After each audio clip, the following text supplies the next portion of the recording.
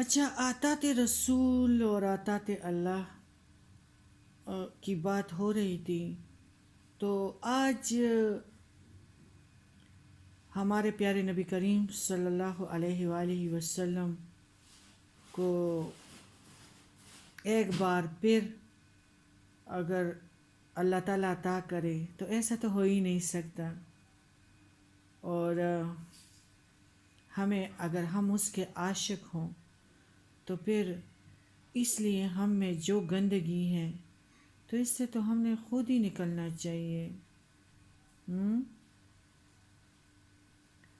بات یہ ہے کہ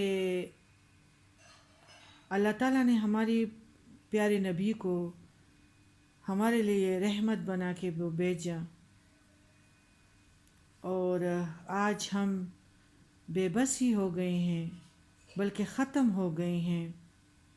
کسی مسلمان پہ کوئی مسلمان اعتماد نہیں کرتا۔ سارے واقعات آپ کے سامنے ہیں۔ پرانے زمانے میں ہندو جو تھے نا، پتہ ہے کیا کہتے تھے کہ مسلمان ہو کے جھوٹ بولتے ہو، یہ کیسے ہو سکتا ہے؟ تو ہندو کے لیے مسلمان کا جھوٹ بولنا بڑے تعجب کی بات ہوتی تھی، اور آج مسلمان ہی مسلمانوں کے ساتھ جو کچھ کر رہے ہیں وہ آپ کو پتہ ہے۔ کیا کہیں، گھر کی بات ہے، بھائیوں کو دیکھو، رشتہ داروں کو دیکھو، محلے داروں کو دیکھو، محلے میں رہنے والے اپنے محلے سے ناچنا، ایک مسجد میں نماز پڑھنے والے ایک دوسرے کے نام سے ناچنا ہے۔ اپنی ذاتی زندگی میں انسان اتنا مشغول ہو گیا ہے کہ ہر شے کھو چکا ہے۔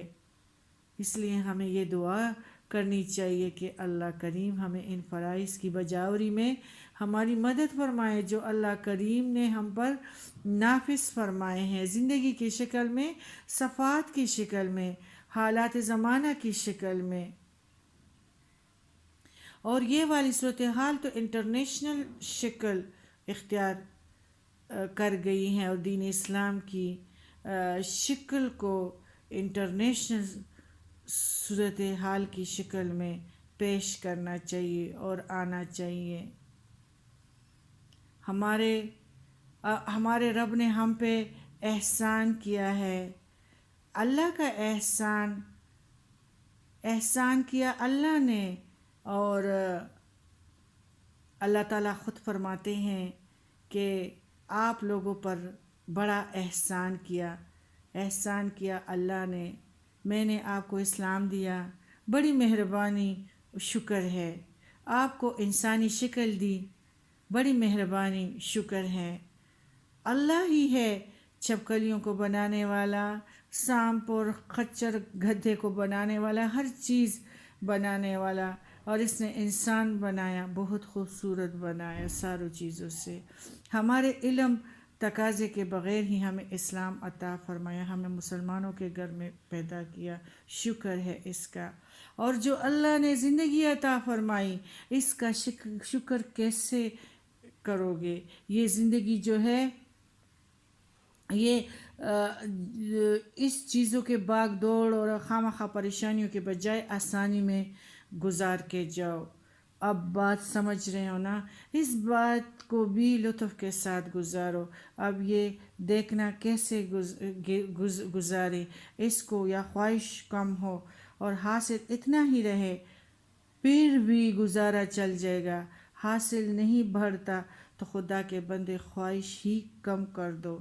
بھائی کی مدد نہیں درکار، یہ چھوڑ دو، یہ فیصلہ ہو گیا، اس تیل کی نالی ادھر نہیں آتی، وہ تو سعودی عرب میں اپنے واقعات ہیں، اور وہ تو مسلمان لوگ ہوئے نا، آپ تو اسلام والے ہو، بعد میں آنے والے بھائیوں کی سنگ دلی کا یہ عالم ہے کہ بہرحال اب آپ تو خواہش کم کر دو، حاصل تو اتنا ہی رہے گا، اور یا دعا کر کے کہ حاصل بڑھ جائے، اس میں اللہ تعالیٰ برکتیں دیں، یا ملک کے اندر کوئی ایسی صورتحال پیدا ہو جائے کہ لوگ اپنے سرمایوں سے نجات پائے. کیسے نجات پائے؟ سرمایہ اندر سے ڈھنگ لگے تب کوئی احساس ہو، ورنہ مسلمان ہوگا.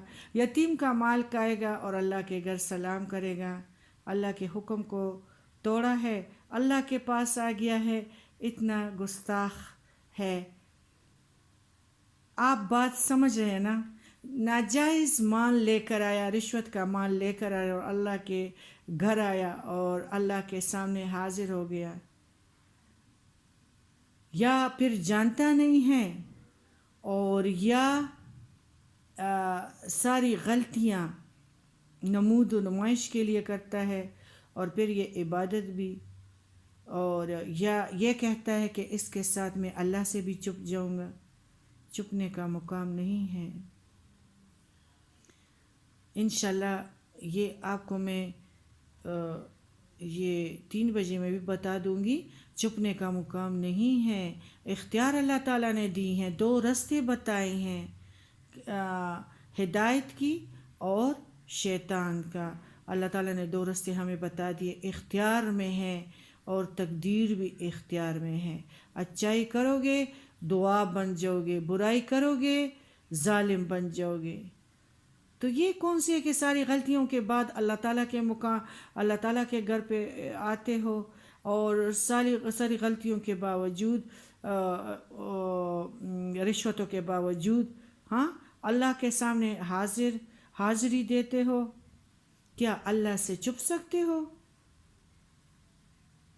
اور یا اللہ کو یہ ظاہر کرنا چاہتے ہو کہ میں تیری عبادت کرتا ہوں اور تجھ سے مدد مانگتا ہوں، اور اس کے باوجود بھی سارے واقعات کرتا ہوں.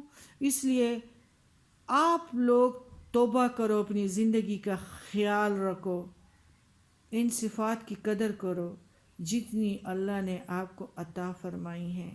لقد والتین والزیتون وطور سینین وہذا البلد الامین لقد خلقنا الانسان فی احسن تقویم. ان صفات کی احسن تقویم، ان صفات کی، اس نے درندے کو نہیں بنایا، انسان کو بنایا، خوبصورت بنایا. ان صفات کی قدر کرو جتنی اللہ نے آپ کو عطا فرمائی ہیں. باقی اللہ تعالیٰ ہمیں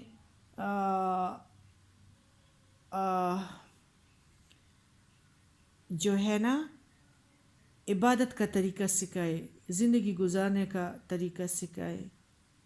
اور دن رات کو بھی ہم دیکھتے ہیں، دیکھو، اور اسی سے ہماری فجر کا وقت ہو جاتا ہے، اور پھر سورج کتنے زور سے نکلتا ہے، اور پھر کس طرح وہ مدھم پڑ جاتا ہے. اس طرح انسان کی کہانی بھی ختم ہو جاتی ہے. اب ہم نے خود دیکھنا ہے کہ ہم نے کیا بننا ہے. ہمارے پاس تو شاہین ہے، تیرے آگے جہان اور بھی ہیں، کہ ہم شاہین بنتے ہیں یا گدھ کی طرح مردار پہ لگے رہیں گے.